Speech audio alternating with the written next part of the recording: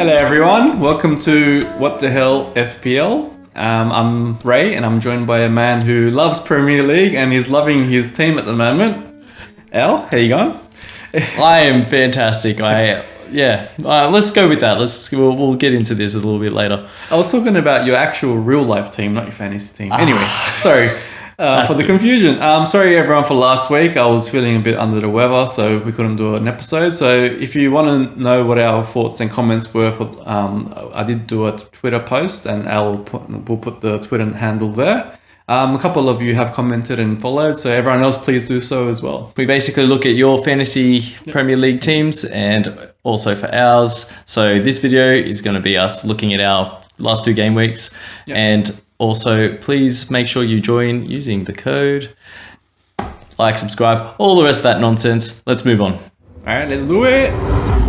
So to start, we'll have a quick chat about our game week 11. Ray, how'd you go in game week 11? The less said, the better, Al. Yeah. It wasn't a very good game week. It was the game week from hell, and we're not even going to go into big detail. All I do want to say is congratulations to Jess for actually getting a good score. Not many people did. I think she got in the 40s or something like that. Yeah, well done. Well done. And to all the rest of us, no good. Terrible. Less said, the better. You had 21 points? Yeah. I had 23. I had potential to have a lot more, but I'm going to get into that later. I don't think I can. Doggy. Okay, so what we're going to do now, let's move into game week 12 and let's have a look at how this went. And Ray, I got to say that my game week 12 is horrible. Let's have this. Bring this up. Okay. All right, let's have a look. There it is. 51 points, Ray. Yeah. Well below average. And I don't know. I've got the power. I juju. So Ariola 2, Lascelles 0 points, Shah 1 point, Gabriel 2 points, Schlobbers 3, and then Clean sheet, yeah. I wanted to captain either Salah or Haaland, and I'm like, I need a chase differential, so I captained Matoma. Juju'd him, he got 1 point, so they gave me grand total of 2. He got benched as well. Yeah, He didn't start, yeah. Yeah, he played just second half. Yep. Joao Pedro, same thing, 1 point. So yeah, just Salah and Haaland and Watkins, my only source of points. At least my bench looks beautiful. Look at the pretty colours. All the reds and yellows. Did Lascelles play? Yeah, Lascelles played. Oh, I don't know how to say his name. Oh, that guy. Sorry, I clicked on the wrong thing. There it is. Yeah, Okay, 9 see, minutes, perfect. yeah, well, I can juju Tim. If you want me to mess up like a player or a team, just get me to put him on my team.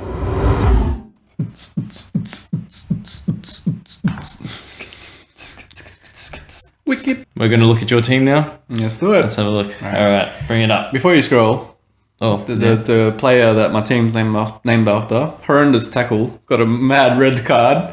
The Hood, what are you doing, mate? Anyway, scroll down now. He's not in my team, so it doesn't matter. Did you see that tackle? Oh, yeah. Anyway, 94 points. Yes. Not bad, Ray. 94. Always upset that I didn't get 100, but Sufal can't complain. on 0 points. That's nice. At least that makes me happy. I had a goose egg and I got 94, so can't complain too much. Sorry, Al. Simicast, there was a lot of talk on Twitter and online, all the fantasy nerds and all those people. Simicast is going to get dropped and blah, blah, blah, blah, blah, blah, blah. So I just held and I was patient. And I'm like, if he doesn't play, Like, I'm going to take the risk. Lo and behold, 15 points, 2 assists, 3 bonus points, clean sheet. And everyone dropped him and his price went I think his price went down, I'm pretty sure. It's gone back up again since, but it went down during the game week. And Has he run so good? Yeah, it's just that position. Like, all you have to do is like cross it into Salah or Nunez and they're going to score. So I'm thinking of bringing Simicast in this week. You can. Nah, just... You can, doesn't matter. Yeah, because he won't play. Because what's the point? And then, well, there's no this week anyway. Oh, yeah, true. Into lols, Kufal goose eggs. Villa conceded 2 goals, I'm pretty sure, and he had yellow. So you got 0. Matty Cash, no clean sheet again for Villa. And Saka assist, and then it was fairly quiet after that. Arsenal were just second gear. And they went down the left a lot, not down the right. Adingra finally pays off. This move finally pays off. What do you mean? Isn't this your first week with him? No, second. Oh, it was the second week. Okay. I have been watching him play in the Conference League. I think that's what Brighton's in. Or was it Europa? Whichever way. They played Ajax twice and he's been playing pretty well. So I thought I'm just going to stick with him in this. Ansu Fati looks good as well, but I stuck with Adingra. Got a goal, got the bonus points, and he played pretty well. So I'm happy with that. Diaby got an assist, but I don't remember seeing him touch that ball. I don't know how he got the assist, but I'll take it. I don't know if you've seen that goal. It was like a cross, deflected. Diaby was just there, but he didn't touch it, and he got an assist. And then there was an own goal. Oh, yeah. I remember touching it. Yeah. Yeah, oh well, that's all right. Matoma, Alan's already said, didn't play second half. He had a couple of good chances, didn't score though, but that's all right. Yeah. Big Bad Mo, my baby. 16, 2 goals, 3 bonus. Shared the bonus points. So out of the Liverpool game, I got 6 bonus points. I don't know how that works, but thank you very much. Ollie Watkins got an assist. Villa unbeaten. They've won 13 straight games at home at Villa Park. Unbelievable. And Erling, he had a big game against Chelsea. Was it 2 goals and an assist and the 3 bonus points.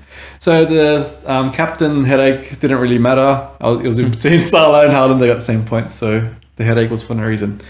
I didn't make any transfers. I rolled, so I got 2 free after the international break, which is what I wanted to do. So I'm happy about that. So I got 94, 2 free transfers coming up. So nice. Can't complain, but I will. Just real quick, Toner's out of favour now. So are you going to keep him? Well, we'll talk about it later, I suppose. He's pretty cheap, so yeah, just keep him on the bench and have Areola play every week.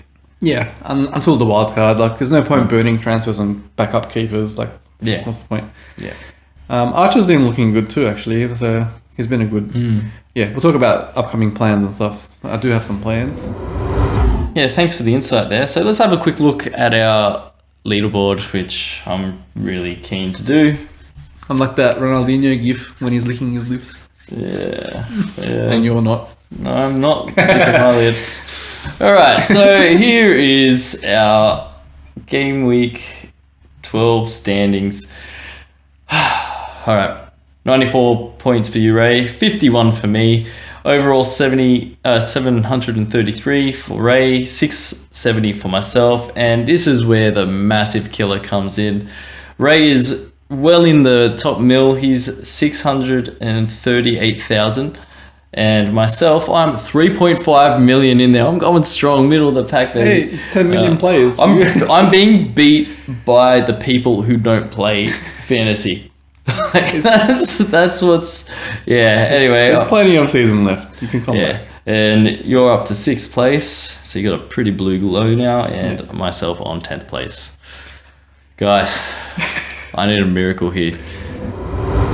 Okay, everybody, this is the part where we're going to take a look to the future, to game week 13. So let's have a look at your team and see what you're thinking for the upcoming. Let's look at it. Okay, here we go. I like West Ham's fixtures. I'm not too happy about having 3 of them plays though, but because I still got Kufal at the moment. Yeah. One of my plans is maybe moving to Bowen. I've been trying to get him in my team since game week 1, so he might be one to look at. Dan Burns looking like he's going to be out for a while, so maybe that might be the first flyer to put out. Downgrade him a little bit if I can. He's not really that expensive, so. And then try and upgrade one of my attackers or forwards, midfielders or forwards. Is that all for this week, or are you thinking of rolling a transfer? Do you have 2 transfers? I have 2 and 1.7 in the bank. But if I go to Bowen, I'm probably going to be behind. I'm just trying to figure out and time the best way to pivot away from the Villa players. And the first one will be Diaby that goes most likely. And your reason for that is their upcoming fixtures? Yeah, the fixtures are turning after. I might leave them for the next 2 weeks because they got Spurs away. They got no defenders at the moment, so that might be a good fixture to target. And Bournemouth away as well. Back-to-back away games. That's pretty challenging. And then 2 tough games back-to-back at home. But everyone's got tough fixtures in December. They're very quick turnarounds, especially the teams in Europe. So they got 2 games a week until the end of the year, pretty much. So a lot of crammed in games there. It's very hard to look at teams to target. Like Burnley have a good, decent run of fixtures, and they don't really have too many standout fantasy players. Koleosho looks good, but he could score or he could assist. But then again, like they might have bad game weeks and not have any goals. So just I don't know which way to balance it. I'm thinking about going 3 forwards. That's one of the things I'm thinking about, and getting rid of one of the downgrading one of the midfielders. And I actually think Archer, putting Archer on against Bournemouth, might be a good shout. Might not be too bad. Archer scored a cracker against us. Yeah, he played well against last Wolves. week too. Who did they play? Sheffield, Brighton. They played. They drew 1-1 away at Brighton too. Was he involved in that? No, I don't remember. He only got 2 points, but he played well from watching the game, like the highlights of the game. Yeah, he's had a couple of returns recently, and he's cheap. Okay. So not too much. Yeah, it's either load up on my midfielder with the amount in the bank, or downgrade one midfielder and upgrade one of my forwards. But I do have to address the Burn injury, so that's one thing I got to look at. So, as I've said before, like I put the juju on everything. I listen to everyone talk about Tottenham. I listen to everyone talk about you talk about Newcastle, and I did agree at the time. And then I go, excuse me, but balls deep. And but didn't you hear Trippier's good excuse to the fans? You know how many injuries we got? Yeah, well, so we all. Yeah. Anyway, go on. Sorry. So I do need to make changes this week. This is, but I can't make them now. I need to find out what happens after international break. So I'm trying to look at who my priority is. I think Udogi is probably going to be okay to play 2 weeks time from now when we're currently recording. So Maddison and Burn probably going to be my main ones out. So those are your first 2 fires to put out. Yeah. So as you can see, I've got 0.4 mil in the bank, and Maddison probably going to drop again. I imagine most people will be looking to get rid of him. And Burn, I think I notice a lot of people kind of keeping Burn just sitting there because they have the players. So if I were to get rid of that leaves me with 12.8. I did think about getting rid of Udogi because I don't really like Tottenham's fixtures coming up. They have really poor fixtures, and Udogi, I can't believe I bought into this. This guy, one of our What the Hell FPL members has said this, and I love this quote. He is a yellow card merchant. Yeah, it's true. I didn't realize that. Yeah, he is a card merchant, and he got that beautiful red card for me too. So if I could get rid of him right now, I would love to, but he still might play. So there's no point in getting rid of him when Maddison and Burn have no chance of playing. So what are my options? Palace defenders. So. Yeah, Palace defenders. Not Anderson. Maybe like Tyreek Mitchell or Gahey. Oh yeah. I don't know how much. Have a look at see how much he costs. Gahey's cheaper. They got Luton away, but Palace don't really keep clean sheets. That's the problem. Gahey is definitely cheap. 4.6. There you go. Yeah, and Tyreek Mitchell's 4.7. So that's another option. If you want someone, I also thought about Mikalenko. I can't remember their fixtures though, so let's have. He scored a goal, didn't he? Yeah, and he's been in the right place. It's 3 weeks in a row. Yeah, I didn't see that one. And the website appears to have a little issue going on here. That's okay. What is that? An Excel spreadsheet? That's what you know how to deserve anyway. Maybe that might be a good fixture to target. A lot of people are also going towards Harry Maguire, which is not a bad shout. I don't know what his price situation is at the moment. See, you've said like the defenders here. I guess Newcastle, having those Newcastle defenders can be good for me in the future. So maybe putting a Gahey or something in. Yeah. That's good for Luton, West Ham, Bournemouth, but then he's got 2 or 3, 4, 5 that's fixtures. So it's probably bin time. Away, look, I think in terms of midfielders, I've been looking at Jared Bowen. 7.7 his price is. So if you go Jared Bowen, you've left with 5.1. That's right. Excuse me. So I could You can do whichever, Palace defender and Bowen. That's pretty good. Yeah, it's not bad. I thought about Rice, Declan Rice, because he's having a few shots. Yeah, he has been. He's been playing further up the pitch with Jorginho playing. We don't have any other sixes at the moment, so he does like a shot. He's always amongst it in the box. Sooner or later, he's going to score a few goals. He's already scored 2 already. So if you're looking at that price range, and I'll probably go Palmer. Yeah, he's got because he's on penalties now. He's only scored penalties only, but like he's still getting returns. But maybe if you're looking for a cheaper option, that is. No. Or honestly, I think it's probably Bowen. You can go Ward-Prowse as well. He got an assist last week. Yeah. Or off the corner too. I know you're sitting down, so bear with me. And Buemo. They play Arsenal at home, but I remember looking at their fixtures. I didn't think from memory, their fixtures weren't. Yeah, they're pretty good. Yeah. They got a blank though. They're like hit and miss there because Luton's good. Brighton, I still don't fancy. That could go either way, I suppose. They're in Europe, similar level. Yeah. You got Sheffield, and then it's Aston Villa at home. They're playing them at home though, so it's probably Brentford are good at home. Yeah. You might have given me another option there. I would appreciate the juju on him too, because we're playing them next.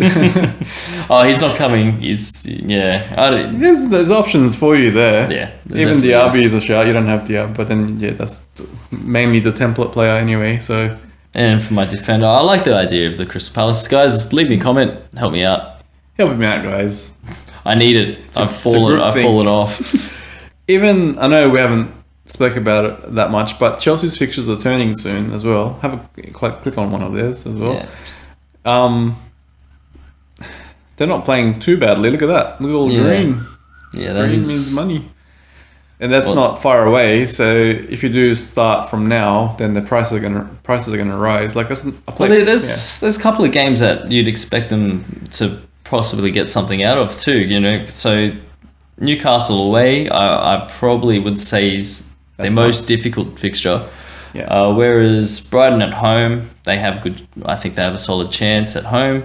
And Man United, well, we've seen the way they're playing. They're scraping in the points, only barely. Yeah. So, and then they've got this wicked run here. When they play the better teams that come and hold possession and attack them, they play better against that type of team. But when they play like the teams that will just sit back and counter them, they don't know what to do yet because the team's fairly new still.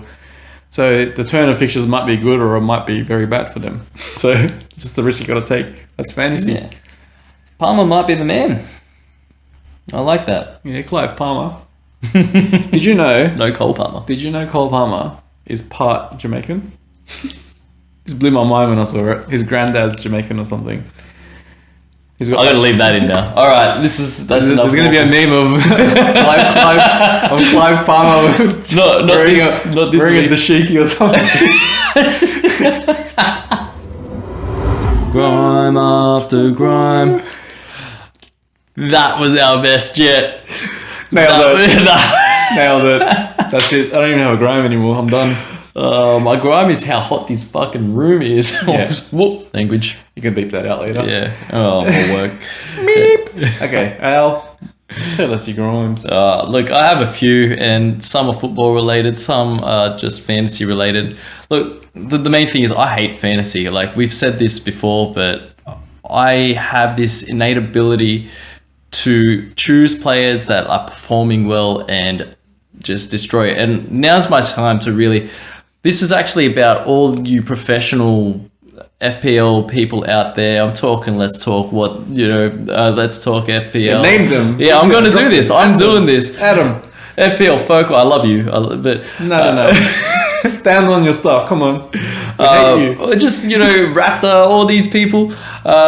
You guys all seem to love Spurs, Newcastle. You sucked me in. You sucked me in, and I did it. And then it's just all happened, and everything's blown up. And now I suck, and I blame the professionals because I listen to them. And whereas I am the professional now, I have my own show. Blame yourself then. And okay, so like my real football related grime though is the rules when it comes to VAR, because I hate the terminology they use, clear and obvious. Why can't this apply to the offside rule? Because I'm not a Liverpool fan at all. A lot of you guys seem to be. Yeah. But Darwin Nunez, like for example, the offside, like the guy could have scored like 50 goals by now. It was offside 3 goals or 2 Yeah, goals? something like that. It's ridiculous. And, you know, when these offsides aren't clear and obvious and it's by like the pinky toe or whatever, like just give it up. And then we have... You know, I'm sorry I'm bringing it back to Wolves because it still hurts. It cuts deep. We've had a couple of weeks in a row where the same penalty was given. Understand why on field it's given. But then they look at it VR, they're like, nah, it's probably not a penalty, but, you know, it's not clear and obvious. So just let it go ahead. And it's cost so many points. And, I mean... all the shoulda, coulda, wouldas, like Wolves could have had an extra 6 points. We could have been in 6th place at the moment if we had, you know, the VAR calls do the right things. What are your thoughts on the offside and the whole, like, do you think the clear and obvious should apply to that too, if that's the terminology they use for the fouls and the red cards and the penalties? Well, you might be happy here about the offside rule. So next season, they're going to bring in the automatic one, the one that we saw in the World Cup. So they ruled against it prior to this season, but next season, it's looking like it's going to go ahead. So that's a good thing. And that'll save a whole lot of time, because I hate the VAR checks take like 10 minutes sometimes. It's like, what's going on? This is not basketball or NFL. You can't take up this much time during the game. The next point you say about the... where they want to back up the ref on the field. But unnecessarily. They have the technology now. You got to help. Like the referees on the field need help, and they're too scared to go against them because they're mates, and they don't want them to like get in trouble or have a bad look, so they just agree with their decision. They're asking them for help, like the on-field refs asking them for help, and he's like, oh yeah, no, he's right. Don't want him to get in trouble, but it affects like the games. Like for Wolves, it was against Man United and Newcastle. That could affect them. That could affect top 4 race. Sheffield United as well. Yeah, that could affect the relegation battle. Like a lot of things on the line here, a lot of money on the line here as well, and they don't really seem to care about that. And I'm glad Gary O'Neill's like talked about it in the media, and Arteta's talked about it in the media. And De Zerbi this week went ballistic in the media and said, "I hate 80% of your referees." I love it. They're gonna keep at it. That's all they got to do. It's just the way they get reported on by the Sky Sports and all the Daily Mails and whatever else. News outlets makes the coaches look bad for talking against it. There's a lot of pressure on them as well. Like they can get sacked over some of these results. So, and here we are again talking about referees. I don't really like talking about Tottenham too much, but I'll talk about Tottenham. That can be one of my grimes. The praise that they got for playing that dumb high line against Chelsea with 9 men when they were 1-1. I don't understand why they were getting praised. Oh, they're so, like, look at them go for it. But have you noticed now that they've lost 2 games on the bounce that the story is changing now, and then now they're starting to say, well, why do you play the high line? Like, I think the praise is starting to turn a little bit, and it just looks like Ange being the darling is on its way out, possibly. It's just like it just looks like they only have one way of playing, and that doesn't look good on Ange. I know he's Aussie and all, but I don't need to like him because he's Australian. But they only have that one mode of playing, and they can't adjust to anything other than that. Like they tried against Wolves, and the stat was it was the first game in Premier League history that a team's led for 87 minutes, the longest ever, and didn't win the game. So didn't work out against Wolves. Well done. Every time we have the red light, the room is so much hotter. I'm sweating. All right, everyone, we've reached the conclusion of this video. I hope you've enjoyed our expert analysis, Alan.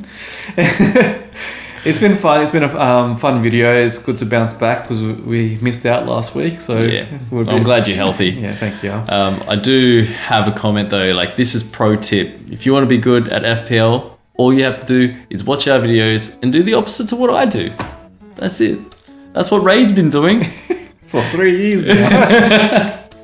This is actually my worst performance in the 3 years, but you just got to roll with it. I can claw it back, surely. Easy. Do the thing. Ring the bell, all that stuff. Ring the bell, ring a ding ding. Join the code, the most important part. Tell your friends. Join our league. You can laugh at me. Get my what the hell FPL rank all the way down to 20, 30, whatever. It's gonna give us more work, but that's okay. Yep, it'll be fun. All right, we'll catch you all on the Flippity Flip.